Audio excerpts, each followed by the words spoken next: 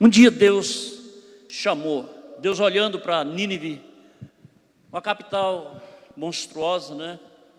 Consideravelmente grande, 120 mil habitantes. Para atravessá-la de pé seria 3 dias de caminhada, né? Então, diante disso aí, ele viu que aquele povo estava se corrompendo. Aquele povo haveria de ser destruído. Então preste atenção justamente sobre esta revelação de Deus. Era um povo que estava, como eu diria assim, com a sua mão no fogo já, inclinando-se assim para a destruição, inclinando-se assim para um final, não é isso, de uma história. Mas uma coisa assim aconteceu da parte de Deus. Deus, quando Ele vai fazer algo na vida de alguém, ou em algum lugar, ou em uma nação, em primeiro lugar Ele providencia tudo, Ele fala e Ele realiza tudo para a honra e para a glória do seu santo nome. Amém? E isto é assim algo interessante que nós podemos ver. E Deus olhando assim para Nínive, olha e vê aquela cidade, uma cidade grande, não é isto? Precisando assim de ser consertada. Mas só que muitas vezes nós olhamos e dependendo da nossa capacidade, nós começamos somente a medir esforço. Começamos muitas vezes só a calcular. Isso deve ser feito, ou eu vou fazer isto, ou algo semelhante. É assim que Deus trabalha, com o que muitas vezes nós fazemos. E por estarmos muitas vezes assim, nos sentindo incapacitados, nós não queremos assumir aquele compromisso. E o tempo vai passando, e às vezes aquela cegueira vai, não é isso, sendo ofuscando a nossa visão. E uma coisa começa a acontecer da seguinte forma, que Deus, Ele não se agrada daquilo que está indo na contramão da sua vontade.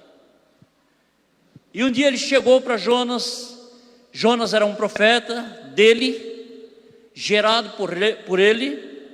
Deus o chamou, e Deus disse a Jonas, vamos ver aqui, no primeiro versículo, veio a palavra do Senhor a Jonas, filho de Amitai, dizendo: levanta-te e vai à grande cidade de Nínive, e clama contra ela, porque a sua malícia subiu até a minha presença.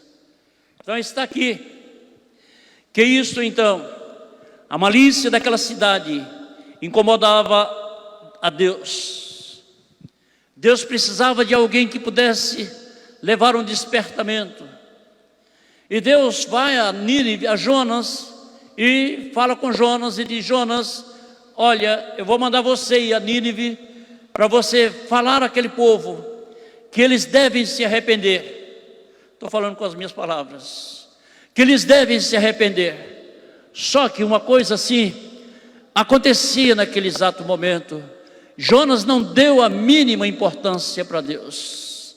Jonas assim olhou. Logo ele estava com dinheiro, ele era livre, então ele pegou assim, tirou uma passagem, pegou a embarcação e foi para Jope, aliás, para ir para Tarsis. Então, o que acontece com isso aí? Em primeiro lugar, nós gostaríamos de dizer o seguinte: Deus, Ele nos convoca, Ele nos convida para determinadas iniciativas, determinadas tarefas no seu reino. A verdade é essa. Mas uma coisa queremos assim prestar atenção, dar atenção e falar sobre elas. É que muitas vezes nós sabemos que temos que fazê-la. Muitas vezes nós sabemos que a responsabilidade é nossa. Muitas vezes nós estamos sabendo que somos nós que precisamos fazer porque outros não fazem. E ficamos naquela, não, deixa lá porque vai aparecer alguém para fazer e tudo bem. Mas será que é assim?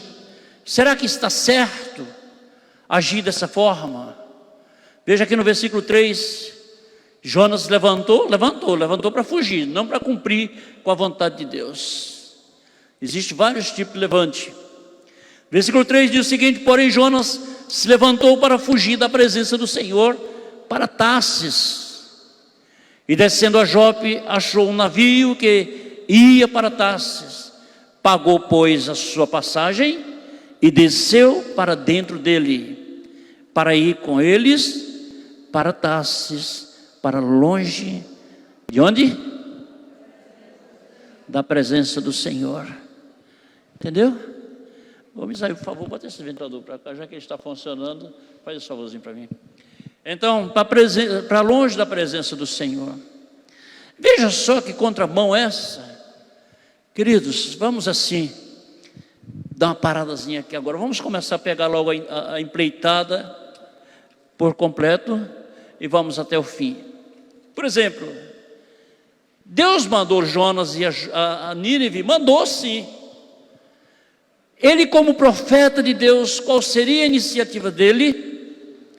Preparar e eis-me aqui, Senhor.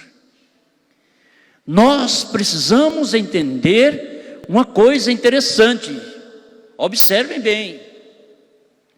Nós não somos donos de nós mesmos. Concordam? Hein? Concordam? Então pronto. Não somos donos de nós mesmos. Então, se não somos donos de nós mesmos, vivemos à mercê da vontade de Deus. Ele é quem é o Senhor da nossa vida. Ele é quem faz tudo em nós e por nós. Ele é quem realiza todo o querer. Está com Ele. E muitas vezes nós não queremos assim deixar Ele ser engrandecido.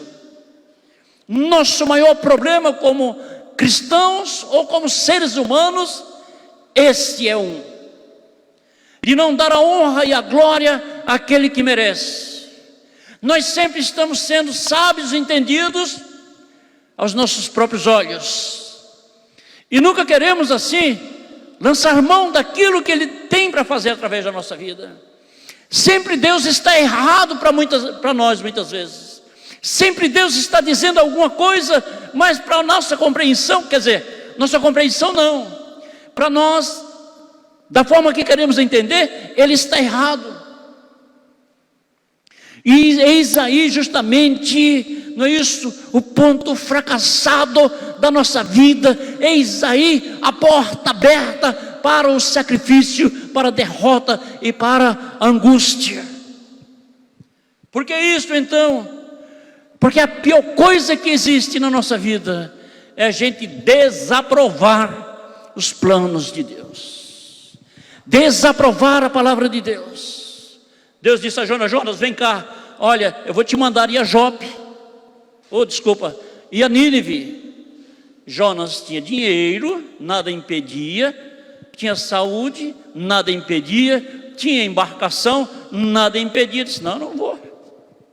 Eu vou fugir para distante dele. Eu vou fugir para distante da presença de Deus. Aí está bom para mim. E ele que, como se ele tivesse dentro, ele que levante um outro e manda fazer isso aí. Amados, presta atenção nisso aqui. Não deixe essa gangrena corroer o seu entendimento. Isso é uma doença. E uma doença grave, espiritual, ameaçadora. Não deixe isso bater na sua mente. Se Deus está te mandando, se Deus está com você, priorize a vontade de Deus.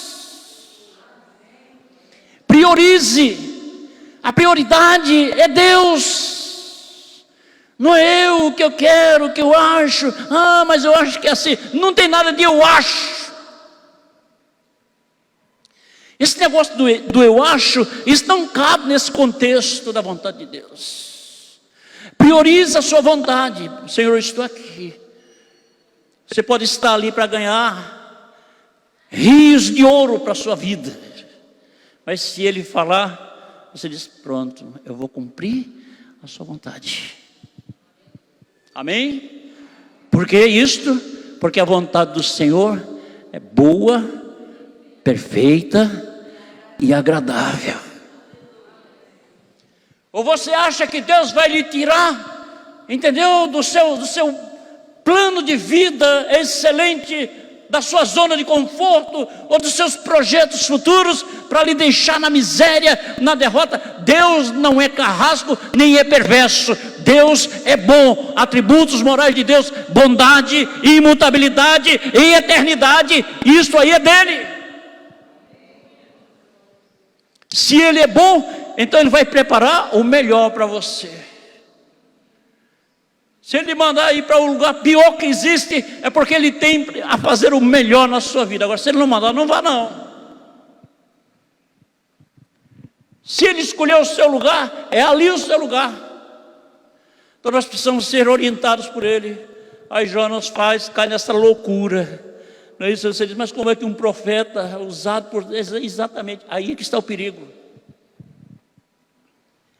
Perigo esse, que muitas vezes nós somos tidos como sábios, donos da revelação de Deus, donos da vontade de Deus. Muitas vezes fazemos chover, fazemos algo sobrenatural acontecer, então estamos nos achando. Meus queridos, para com isso, em nome de Jesus. Você lembra de Pedro? Jesus chegou, está em um determinado lugar, estavam lá os discípulos, Pedro estava ali no meio, e Jesus perguntou: quem dizes vós ser o Filho do Homem? Aí um disse João Batista, outro disse Elias, e outro disse um dos profetas. Pedro disse: tu és o Cristo, Filho do Deus vivo. Tremenda revelação. Jesus disse: bem-aventurado és tu, Simão Barjonas, gaguejando hoje, que não foi carne e sangue que tu revelaste, mas o Filho de Deus. E o que é que ele diz a Pedro? Pedro, tu és pedra. Pedra no grego quer dizer Petros, rocha, quer dizer rocha inabalável. Tu és pedra, sobre esta pedra edificarei a minha igreja, e as portas do inferno não prevalecerão contra ela. Mas não é sobre Pedro, sobre a revelação que Pedro deu para Jesus. Sobre esta pedra, Jesus, edificarei a minha igreja, e as portas do inferno não prevalecerão contra ela. Aí Pedro, acho que pegou a gola da camisa, das vestes, botou lá em cima e ficou se aparatando todo. Opa, agora eu sou um grande homem. Agora eu sou um homem poderoso. Olha para mim agora, só dá eu sou, como diz a gíria aqui fora, eu sou o cara. Entendeu? Desculpa eu falar isso aqui no altar. Só dá eu. Olha só o que o mestre disse para mim: baixa, aquieta-te e cuida, tem cuidado, porque pode, quando pensar que está de pé, pode cair. Não é isso que Paulo fala aos Coríntios? Tu que pensas que está de pé, vigia para não cair. Aí Jesus disse: Pedro, vou voltar para o assunto. Não abri aspa nem nada, mas vou voltar. Pedro, eu vou ter que ir porque eu preciso. Logo em seguida, Mateus 16 fala sobre isso. Eu vou ter que ir porque eu preciso, me convém padecer por amor de muitos pecadores. Aquele Pedro que Jesus tinha elogiado, presta atenção. Aquele Pedro que estava debaixo de um teto de confiança, de unção do Senhor Jesus. Foi o que ele disse? Ao invés de ficar calado, perdeu uma grande oportunidade, disse: nem vê, Senhor, um homem igual ao Senhor padecer por esses elementos que nada serve, para nada presta. Jesus olhou para Pedro e disse: para trás de mim, Satanás. Se fosse um pastor, Tinha que ligar para a polícia para levá-lo, porque ele estava contradizendo tudo.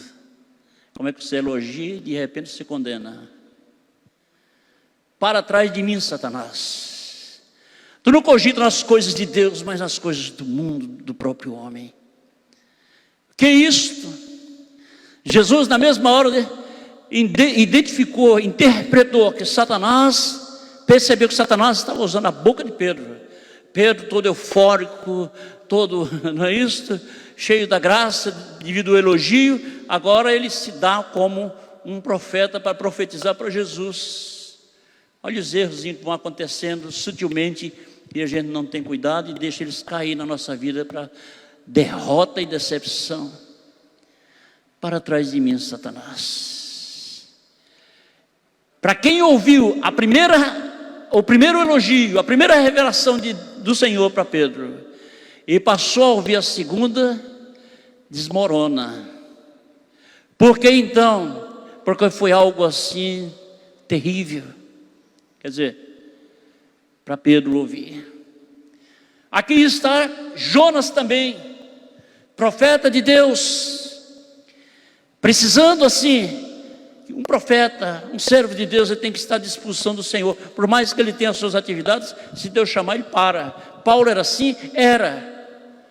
Paulo era um empresário na época, fabricante de tendas, nos dias dele. Mas ele estava aqui no afã das suas construções, seus construtivismo da vida. Quando Deus chamava ele, automaticamente ele parava ali, embrulhava, deixava tudo lá e avançava para cumprir a vontade de Deus. Você está entendendo?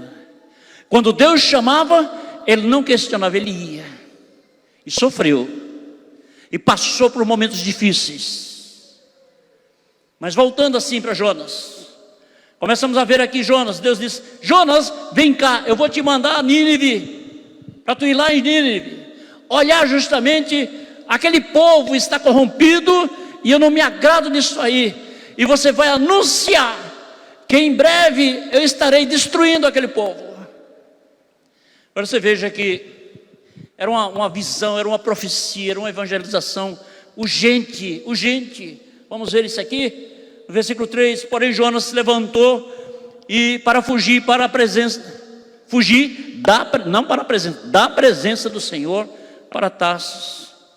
Não é aquele negócio, o elemento está com dinheiro, tem facilidade, tem tudo ao dispor. Não, eu dou uma saídazinha aqui, caio fora, eu vou embora. Eu invento qualquer coisa aí, eu chego lá. Então, pagou, pois, a sua passagem e desceu para dentro dele, para ir, dentro dele quem? Da embarcação, para ir com eles para Tarsis, para longe da presença de quem? Hein? Presença do Senhor. Homem de Deus correndo para longe da presença do Senhor. Vamos ver. Mas você acha que Deus se agradou com isso aí? Não, porque Deus, Ele sabe sondar as nossas intenções. Deus sabe sondar, Ele sabe perscrutar os nossos pensamentos e atitudes. Deus sabe interpretar justamente aquilo que somos. Olha, se você é uma pessoa que você está vendo, você está se esforçando, se matando, mas não está vendo expectativa de chegar lá, Deus está vendo aquilo ali. Mas se você está no bem bom e você não quer, Deus está vendo aquilo ali. Deus está sondando aquilo ali. No versículo 4 diz: mas o Senhor respondeu a Jonas. Ele não quis ouvir, então a resposta vem em seguida. Veja o que foi que Deus fez. Mas o Senhor mandou ao mar o quê?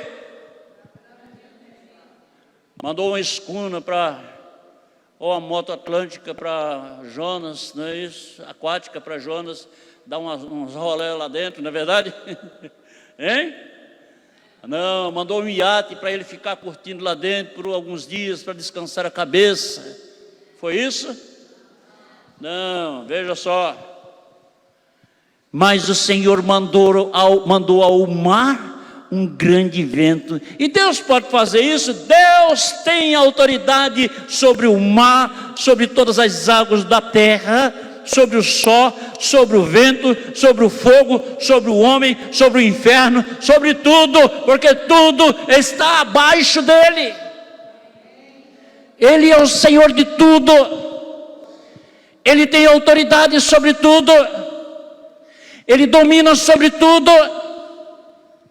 Nós que muitas vezes achamos que Deus não se preocupa com as pequenas coisas, Ele se preocupa com tudo. Resultados: uma tempestade e o navio estava a ponto de... Não estava a ponto, estava bem tranquilo, a ponto de se quebrar. Preste atenção, quando você está numa embarcação que ela fica batendo forte assim, entendeu? Seja ela uma embarcação, seja ela uma aeronave, você começa a sentir isso aí. Por que tem algumas aeronaves que tem hora que você está nela e parece até que você está andando numa estrada cheia de buraco, entendeu? Mas bate mesmo, sacode mesmo. Eu peguei uma embarcação, uma aeronave de Roma para Jerusalém, e os árabes, eles não têm zelo com isso. E aquele momento que a gente começou a voar no deserto, aquela aeronave na turbulência batia parecendo esses ônibus velhos quando estão andando na estrada de chão. Sacudia maleiro, eu digo, peraí, minha cabeça aqui. Era assim, semi-vazio. Teve uma hora que eu perguntei, vai cair mesmo ou vai ficar aqui em cima enganchado? Entendeu? Porque são momentos assim. Quem tem o controle sobre isso aí? Deus. Deus. Se Ele quiser, Ele paralisa tudo e você anda em paz. Por isso que é bom depender do Senhor. Por isso que é bom andar na presença dEle. E lá está a embarcação voltando mais uma vez, a ponto de se despedaçar. Então temeram os marinheiros e clamavam cada um ao seu Deus. Eram incrédulos, né? Idólatras, culturas diferentes. E lançaram ao mar as cargas que estavam no navio para aliviarem o seu peso. Jonas, porém, desceu ao porão do navio e, tendo se deitado, fazia o quê? Fazia vigília lá embaixo. Dormia. O primeiro sinal da pessoa quando foge da presença de Deus é ficar inerte. Perde as forças, perde a visão, perde a ligação com Deus, perde tudo. A intenção que tem é de dormir, a vontade que tem é dormir, para dormir, dormir e dormir. Porque Deus não está falando mais ao seu coração. Então agora a sua carne está amortecida mesmo, quase que sem vida, na inércia. E ele não tem disponibilidade de levantar para mudar de ideia. E ali ele estava deitado em um sono profundo, diz a Bíblia, não é? Profundo. E o mestre do navio chegou-se a ele e disse-lhe: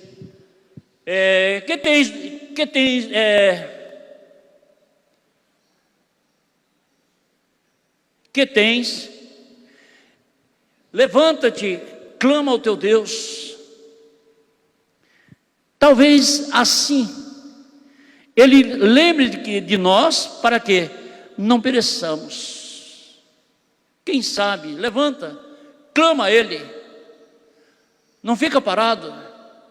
Mas dizia cada um ao seu companheiro: vinde, lancemos sorte, para que saibamos por que causa nos sobreveio este mal. E lançaram sorte, e a sorte caiu sobre quem? O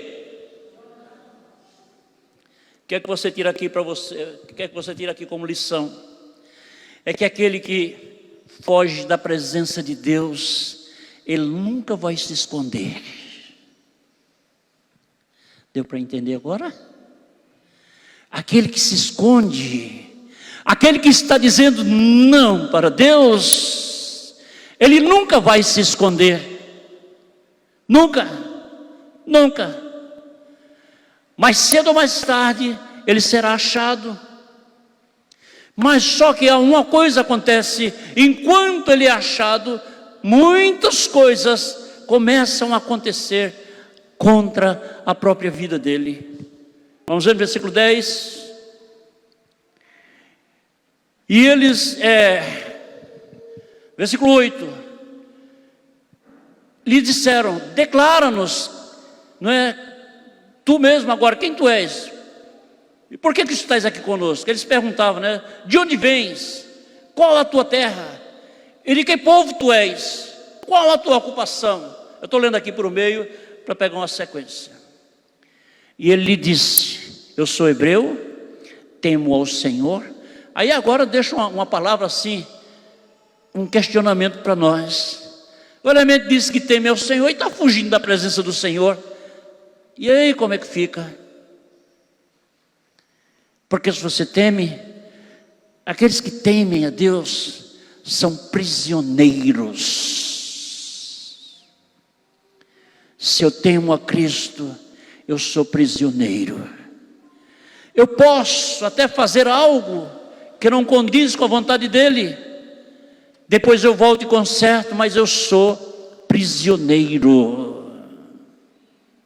Nós somos prisioneiros. E diante dos prisioneiros não existem pretextos para que eles possam assim, não é isso, encher o peito assim, dizendo não, eu sou, ou eu faço, ou eu vou ser, ou tem que ser assim. Não, calma, calma. Não vá por esse caminho, porque não funciona muito bem para nós. Eu sou hebreu, temo ao Senhor, o Deus dos céus, que fez o mar e a terra seca. Então estes homens se encheram de grande temor e disseram: por que fizeste tu isto? Pois sabiam os homens que fugia da presença do Senhor, porque lhe tinham declarado. O que acontece também aqui? Todas as vezes que nós deixamos de cumprir ou de obedecer aquilo que é um ide, ou uma convocação de Deus, ou algo que esteja dentro, debaixo da cobertura dele para ser feito, quando nós deixamos de cumprir com isso aí, nós colocamos a vida de outros em perigo. A vida daqueles que estão à nossa volta poderá ser muitas vezes ameaçada por perigos, por problemas. Por que então? A resposta está aqui. Deus fez essa tempestade, esse vento forte soprar as águas do mar. E se eles demorassem, eu não posso dizer o que ia acontecer, mas já estavam na porta de um grande abismo. Mas nós sabemos que a melhor coisa que existe é quando o homem entende, pelo menos livra, defende a pele dos outros. Quando alguém está passando por algo dessa forma, precisa reconhecer diante de Deus, e precisa entender e dizer: olha, o erro está comigo. Porque então, porque Deus, Ele tem um projeto, Ele tem um plano para a nossa vida, e muitas vezes o nosso direcionamento vai fazer o quê? Vai embolar o meio de campo para Deus, vai atrapalhar, vai retardar a obra de Deus, vai impedir assim o agir de Deus, vai fazer com que Deus fique trabalhando apenas, ou esperando apenas um bobo, como bobo. Isso não é bom. Versículo 11 diz: disseram-lhe: que te faremos? Quando eles perguntaram assim, no versículo 12 tem uma resposta, e Jonas disse: olha, faz o seguinte, pega e me joga nas águas, porque a culpa é minha. Ainda bem que ele teve esta sensibilidade de entender a sua condição, o seu erro, e dizer: olha, ao invés de ir muitos comigo, se o erro é meu, então eu vou sozinho. Está bem que ele foi sensato dessa forma. Eu vou sozinho. Lançaram Jonas dentro da água. A primeira viagem submarina que o profeta faz, né? Entretanto, os homens remavam para fazer voltar o navio à terra, mas não podia, porquanto o mar se enchia. Isso, versículo 13 fala, embravecendo cada vez mais contra eles. E então clamaram ao Senhor e disseram: ah, Senhor, nós te rogamos que não pereçamos por causa da alma deste homem. Por quê? Porque ele deu ordem para que fosse lançado nas águas, mas eles não queriam fazer aquilo ali. Então eles conversaram com Deus para que não viesse uma consequência para eles, por eles terem jogado Jonas lá dentro das águas. E eles disseram: Senhor, não deixa a gente sofrer esta consequência, porque nós lançamos este homem nas águas. Não permita que isso aconteça. E assim, no versículo 19 diz: levantaram Jonas e lançaram ao mar, e cessou o mar da sua fúria. Entendeu agora? Levantaram Jonas e jogaram nas águas. As águas estavam furiosas, as águas estavam obedecendo uma ordem de Deus. Deus estava dizendo ao mar: olha, açoita essa embarcação, vai até esse povo entender que eu estou falando com eles. Mexe com essa embarcação, faz aí o que for possível, vai lá, vai avante. E muitas vezes isso acontece conosco. Pode acontecer? Pode sim. Porque Deus tem seus projetos, seus planos. Ele criou um povo todo seu. Ele quer um povo todo seu, zeloso de boas obras. E acontece que Ele vai estar contando sempre conosco. Principalmente aqueles que sabem, aqueles que conhecem, aqueles que veem e aqueles que recebem a revelação de Deus. Mas só uma coisa acontece, é que muitas vezes nós, como diz a gíria aí fora, tiramos aquela onda de João sem braço, né? Se é que isso aí é verdade. Não entendi. Ah, mas eu não sabia. Ah, mas eu achava que era assim. Ah, mas eu pensei que não era assim. Ah, mas eu não pude. Olha, irmãos, essas expressões não justificam nada, não justificam a vontade de Deus. Porque se eu lanço um desafio ou uma resposta dessa diante de Deus, eu estou dizendo: olha, Senhor, o Senhor não pode me ressarcir as minhas perdas. O Senhor não tem condição de falar isso comigo, não, porque o Senhor não pode fazer nada por mim. É assim que a gente está falando a linguagem indireta, talvez até uma linguagem subliminar. Estamos liberando ela diante de Deus. Não posso, não dá, não consigo, não vai ser possível, vai me trazer consequência. Não, se Deus mandou, meu irmão, para tudo e faz aquilo que Ele quer que seja feito. Ele é o Senhor, e Ele não tem problema de realizar nenhum ato, não é isso, daqueles que são desagradáveis a nós. Não tem problema, basta Ele dar ordem. Basta Ele dar ordem.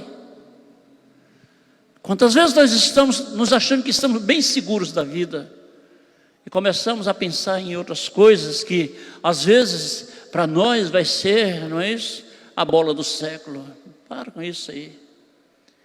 Descansa, confia no Senhor. Entrega o teu caminho ao Senhor. Confia nele, e o mais Ele fará. Ele é poderoso para fazer tudo, muito mais, além do que pensamos ou pedimos, conforme o poder que em nós opera. Efésios 3:20. O jovem rico chegou para Jesus com aquela fachada dele: bom mestre. Já viu aquelas pessoas que querem fazer assim aquela fantasia, embelezar aquela linguagem, que muitas vezes ela chega a persuadir muita gente. Que farei para herdar a vida eterna? Aí Jesus olhou para ele e disse: olha, só uma coisa, observa os mandamentos. Ele já faz isso desde a minha infância. Ele disse: ama teu pai, tua mãe, e saiu por ali fora. Ele já faz tudo isso. Aí Jesus: tá bom, deixa eu ver mais um pouquinho.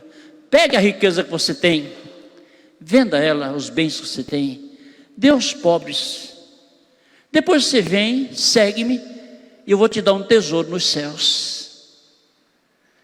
O jovem achou bom? Não. Saiu com a cabeça baixa, olhando só para o chão.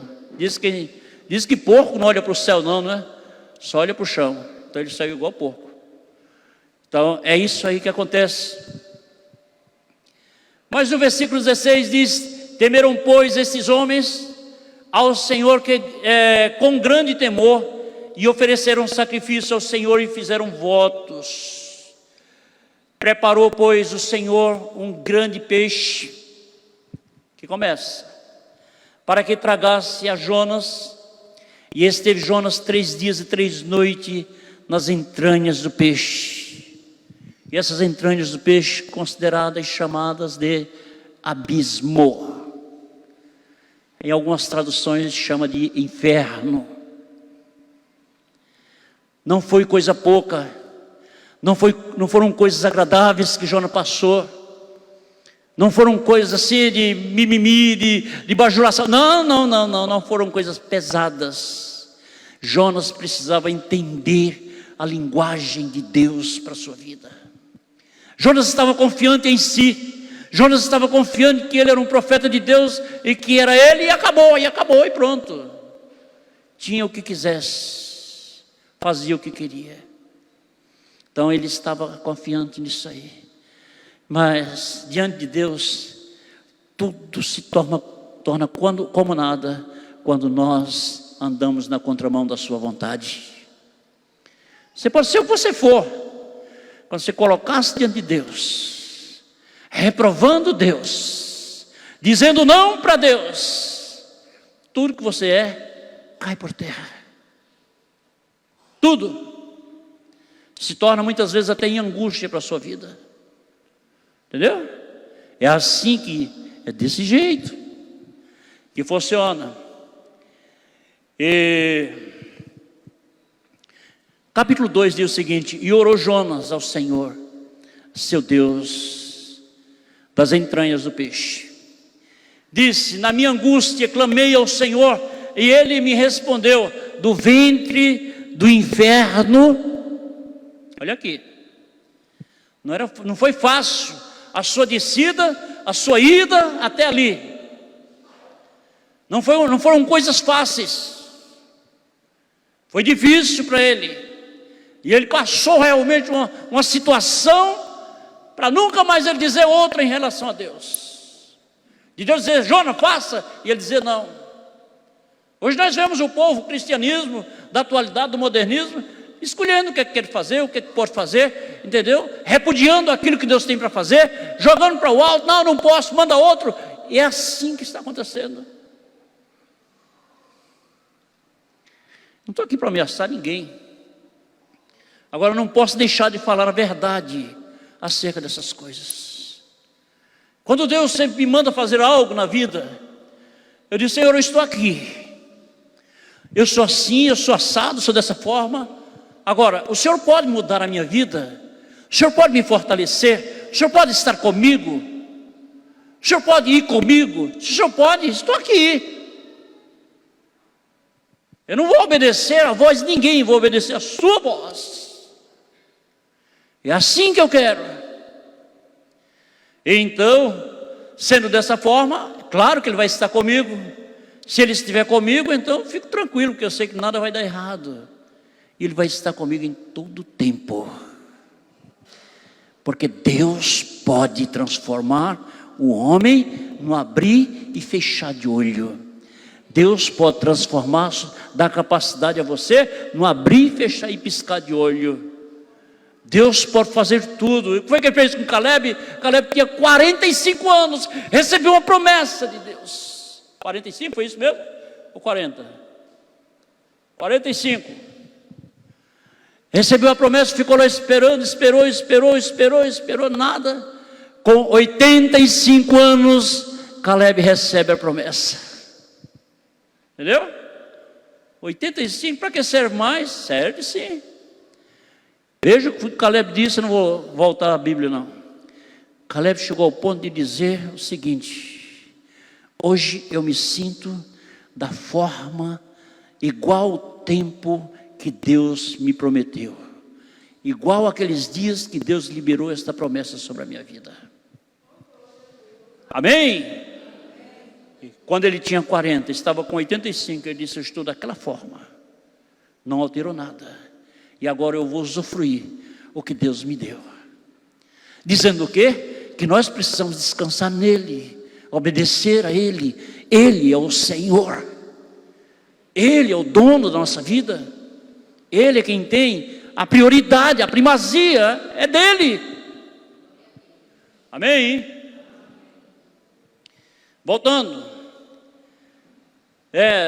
do ventre do inferno gritei, e tu ouvistes a minha voz. Ainda bem que Deus não é vingativo, né, pessoal? Deus é fiel, Deus é bom, amém? Amém?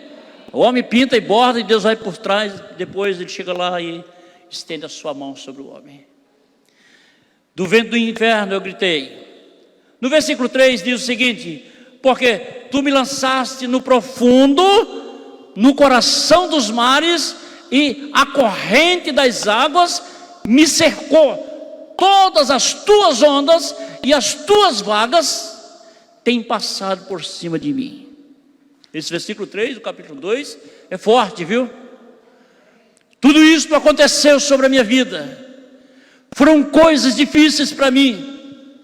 Ele está apresentando aqui um quadro, não é isso, de sofrimento que ele passou, que era semelhante a isto aqui, que um ser humano não poderia enfrentar tudo isso aqui. Mas ele estava justamente mostrando este quadro. Ele estava justamente assim, dizendo que o nosso Deus é um Deus poderoso, capaz de levantar o homem do pó, do monturo, e depois levar ele para a presença dos reis. Que assim estava Jonas, mas Deus o levantou. Mesmo assim, ele não para com as suas brincadeiras com Deus. Você vai ver lá no fim, quando Jonas chega, faz toda a obra de evangelização, clama, porque quando Deus disse: eu vou te enviar para Nínive, ele estava dizendo: olha, existem um povo, 120 mil habitantes naquela cidade, que precisa justamente, não é isso, de ser salvos, precisa da palavra, então eu vou te enviar para lá. E tu vais, na verdade, assim, falar com aquele povo. E Jonas, diante de um desafio desse, ele cai fora. Cai fora. Então, o que ocorre com isso aí? Não agradou a Deus. Não foi agradável a Deus. Mas depois que ele passa por a consequência, ele vai até o antro do inferno, que o sofrimento dele foi infernal, e Deus permitiu, e Deus não aliviou, tirou ele de lá, mas Deus fez ele passar por aquilo ali. Desobedeceu a vontade de Deus, desobedeceu a ordem de Deus. Aí Deus diz: agora eu vou deixar você fazer isso aí, passar por isso aí. E ele passou. Depois, quando ele se levanta, aí ele vai à presença de Deus, e ele vai cumprir agora a vontade de Deus. Agora ele vai fazer acontecer, não é isso? Aquilo que Deus, na realidade, queria fazer na vida dele. E ele começa a anunciar, entra em Nínive, começa de ponta a ponta da cidade, não é isso? Anunciando que em 40 dias Deus estaria destruindo aquela grande cidade. Veja qual era a incumbência, o compromisso que Deus tinha com ele. Vejam o que Deus queria fazer com aquele povo, e Jonas dizendo: não, paciência. Ele passou por um fio. Pastor, mas Deus é vingativo desse jeito? Não, ele não é questão de ser vingativo. É porque Deus manda você fazer algo e você fica brincando. Pessoal, eu quero dizer uma coisa para você nesse momento, da seguinte razão. Quando Deus mandar você fazer alguma coisa, fique quieto, faça e pronto. Faz e pronto, e acabou. Comece a observar aquilo que Deus tem. Comece a observar quais são os desafios de Deus para a sua vida.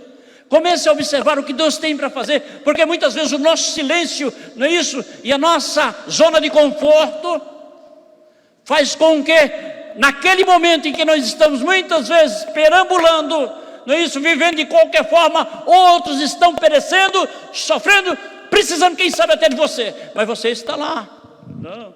Eu sou filho do rei, então eu estou aqui. Deixa, já tem quem faça. Não somos nós que temos que fazer. Somos nós que temos que ir a campo. Por quê? Não, mas eu não vim para fazer isso. Não veio, você tem uma escolha também, não é? Cuidado com a sua escolha. Cuidado com a sua escolha. Aquele que serve a Deus sempre vai dizer: eis-me aqui. Envia-me a mim. Então, se é desta forma, faça o que Ele quer.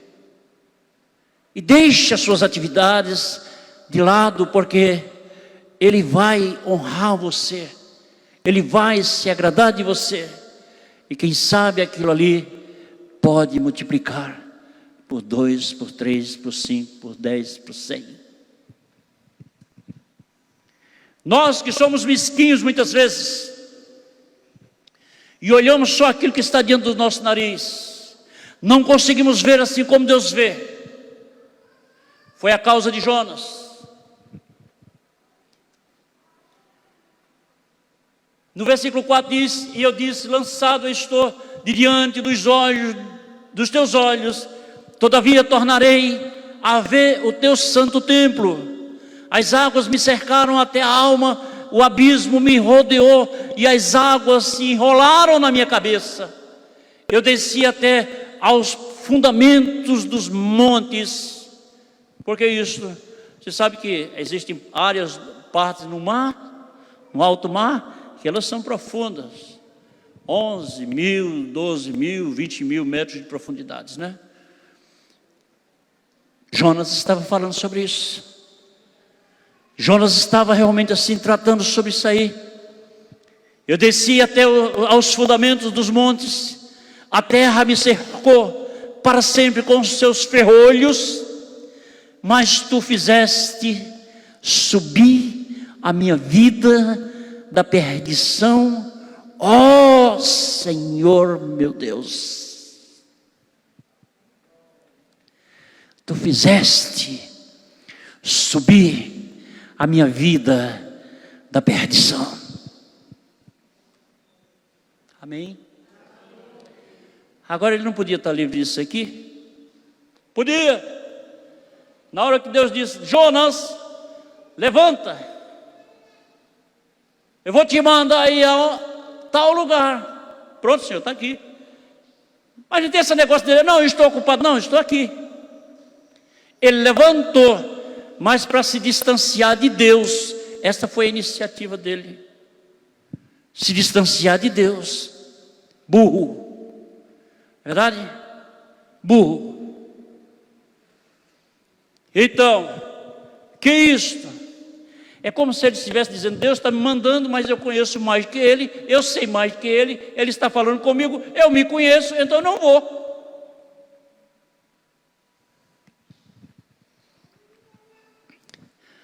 Tire, deixe de lado, arranje um alforje assim na cidade, não vale nada. A gente se confunde muito, a gente se confunde demais, coisas conforme a nossa medida, conforme o nosso olhar, conforme o que nós pensamos. É assim que a gente julga as coisas, e a gente não sabe que Deus pode fazer o sobrenatural acontecer. Amém. Então,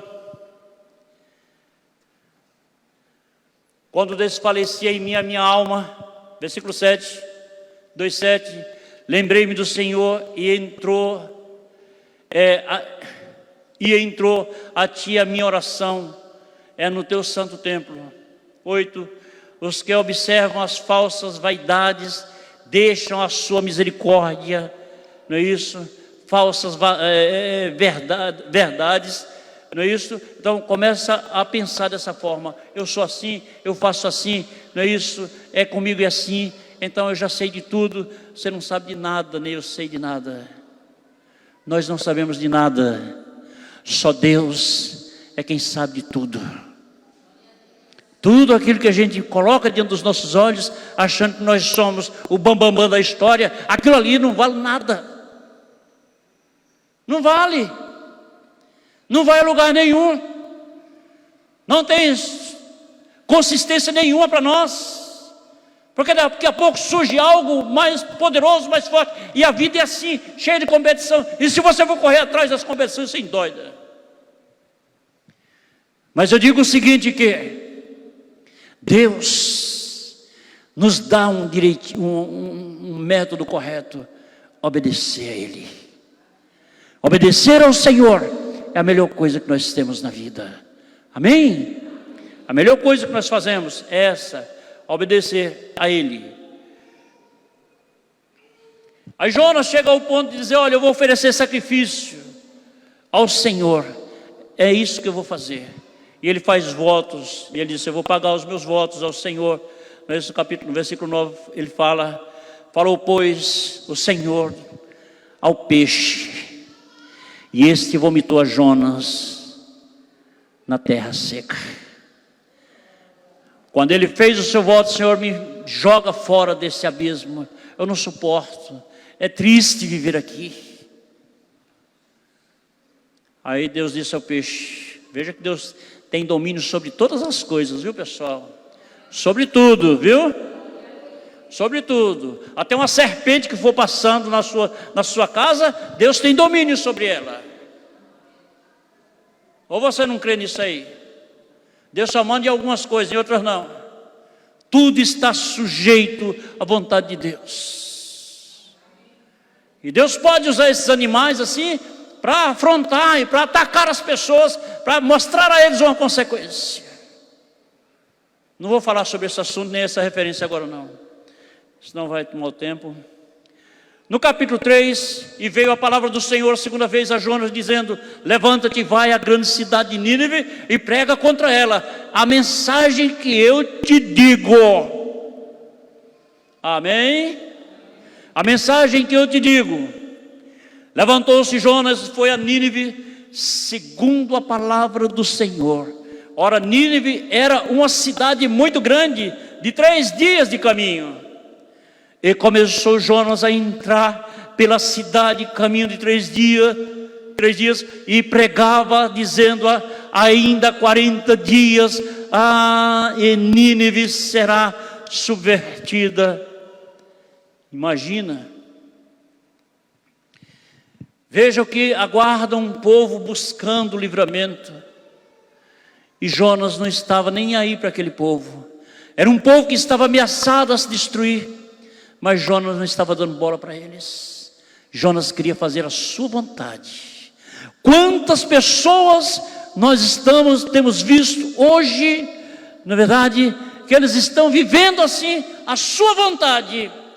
Que essa vontade, ela vai se multiplicar muitas vezes até por 100, aguardando um futuro depressivo, depreciador, destruidor para essa pessoa. Entendeu? Porque é uma plantação. A pior coisa que existe é a desobediência a Deus, pessoal. Desobedecer a Deus é uma morte para qualquer um, é a morte de qualquer um, é o fracasso, é a destruição. Subestimar as coisas de Deus é a pior coisa que existe.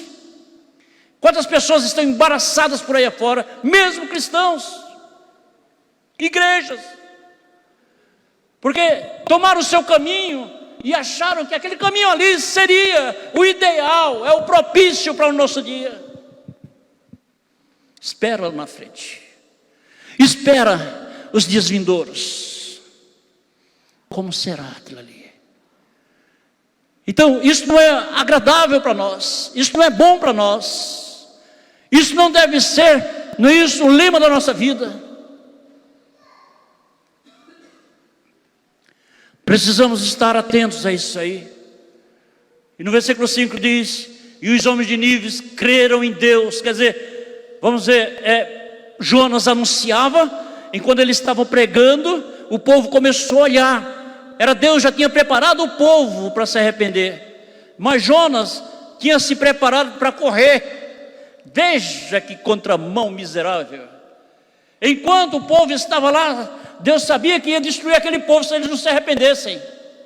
Mas acontece o seguinte: diante de todo o quadro, aí Deus chama Jonas para ele fazer isso aí. Aí Jonas disse: não, eu não vou fazer isso aqui, eu não vou entrar por esse caminho.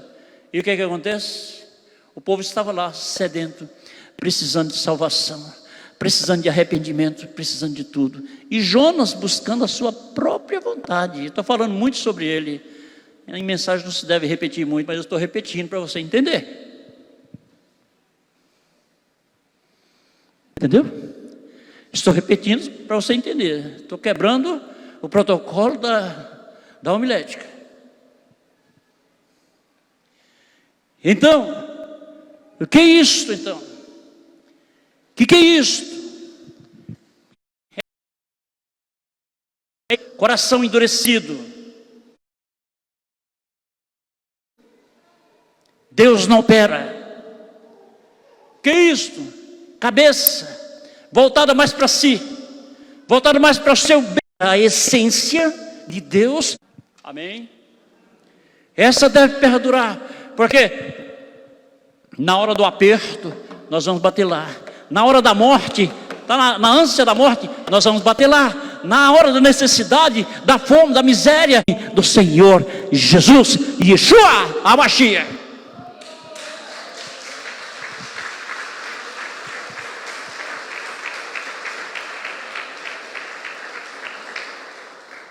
E fez uma proclamação, não é isso?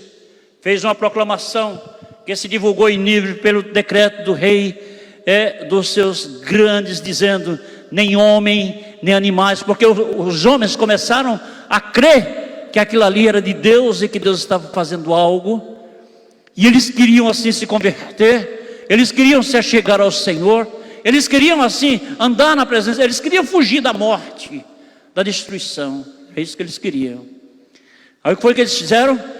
Presta atenção nisso aqui agora. Fez-se uma proclamação que se divulgou em Nínive, pelo decreto do rei, porque o rei, quando estava no seu trono, ele ouviu sobre tudo isso. Aí pode ler no versículo 6, está falando. Esta palavra chegou também ao rei de Nínive, e ele levantou-se do seu trono, e tirou de si suas vestes, e cobriu-se de saco, e sentou-se sobre a cisa, e fez uma proclamação que se divulgou em Nínive, pelo decreto do rei e dos seus grandes, dizendo: nem homens, nem animais, nem bois, nem ovelhas provem coisa alguma, nem se lhe dê alimento, nem bebam água, mas os homens e os animais sejam cobertos de saco e clamem fortemente a Deus e convertam-se cada um do seu mau caminho e da violência que há nas suas mãos. Era isto aqui que Deus estava querendo ouvir da boca daquele povo. E o profeta, um profeta de Deus, que tinha a incumbência de fazer isto aí, estava travando. Não, deixa para lá, aqui. Entendeu? Olhe bastante quando você for fazer isso aí. Preste atenção. Se você ama a sua vida, cuidado. Se você ama a Deus, cuidado. Se você tem você tem pelo menos assim uma vontade de viver mais alguns dias aqui na terra, cuidado. Não brinca com isso. É Deus que está falando? Tranquilo. Não tem problema, vamos lá. Ah, mas eu não posso. Esse negócio de eu não posso não cabe a nós. Ele é quem sabe se eu posso ou se eu não posso. Ele é quem sabe se nós podemos ou não fazer.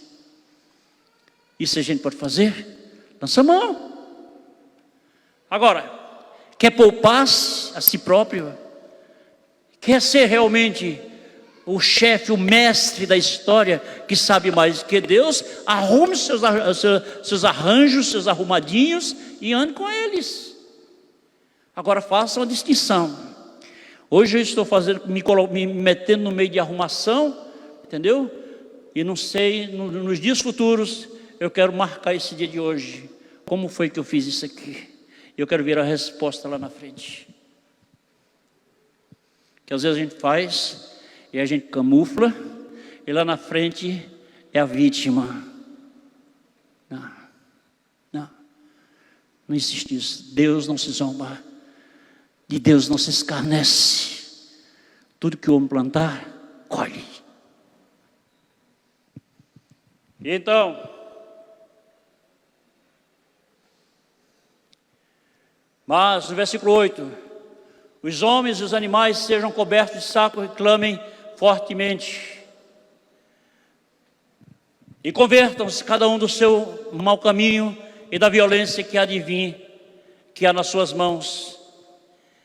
Quem sabe se voltará a Deus e se arrependerá e se apartará do furor da sua ira, de sorte que não pereçamos. E Deus viu as obras deles, como se converteram do seu mau caminho, e Deus se arrependeu do mal que tinha anunciado ele faria, e não fez. Por que isto? Porque eles se arrependeram. Se você olhar um pouco mais atrás, eles fizeram jejum de 3 dias. Não come nem bebe. Eu não aconselho você fazer um jejum sem beber. Sem comer, tudo bem. Inclusive agora nós estamos num desafio aí para março, né? De 3 dias. Quer dizer, eu estou correndo atrás de alguém que queira entrar comigo. Mas às vezes a gente vê alguns que estão voando, mas se quiser, tem passaporte comprado. A gente não vai tirar a água, né?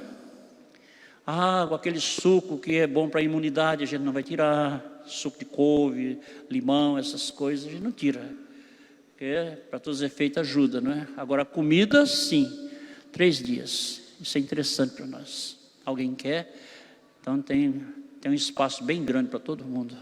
Seja bem-vindo. Deus abençoe. Amém? Então, o que diríamos com isso aí é que estamos aí para quê? Olhar justamente o que nós estamos fazendo para Deus. Às vezes a gente acha que desagradar a Deus é só quando você está metido naquele pecado notório, aquele pecado moral, aquele pecado que como é que se escandaliza. Isso aí é pecado para Deus. Não, meu irmão.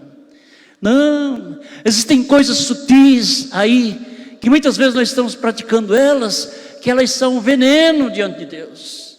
Uma palavra, uma negligência, deixar de olhar as coisas de Deus com carinho, com amor, e olhar mais para as suas coisas, para si. Isso é um problema. E a igreja precisa saber disso aí. Porque a partir do instante que a igreja ignora isso, então a igreja começa a entrar por esse caminho.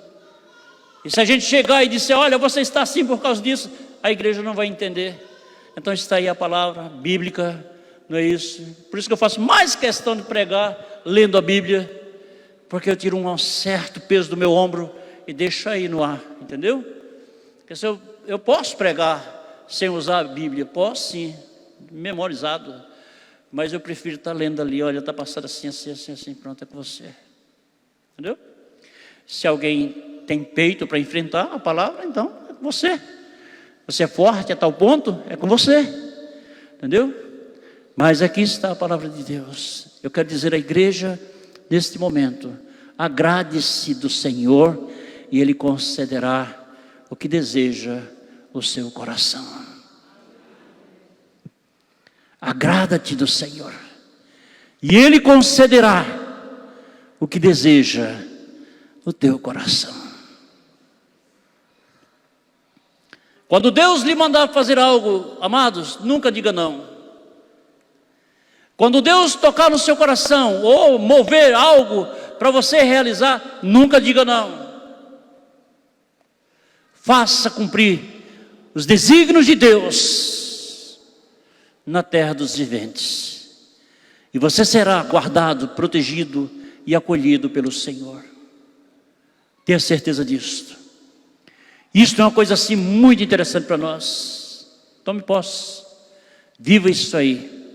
E Deus te abençoe ricamente. O que é que você está fazendo para Deus? Eclesiastes diz o seguinte, para encerrar: tudo que te vier às mãos para fazer, Eclesiastes 9:10 diz: faze-o conforme as tuas forças, porque a sepultura para onde vais, não existe projeto nem ciência.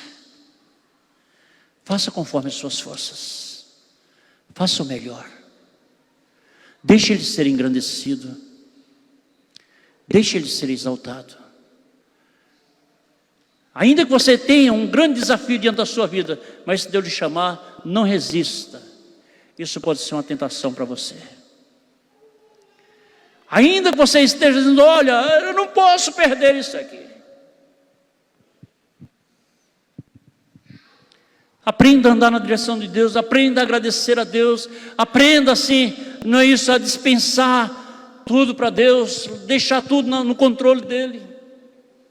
Só essa aqui agora que eu já vou encerrar. Um certo cidadão, ele negociava com ouro, cristão,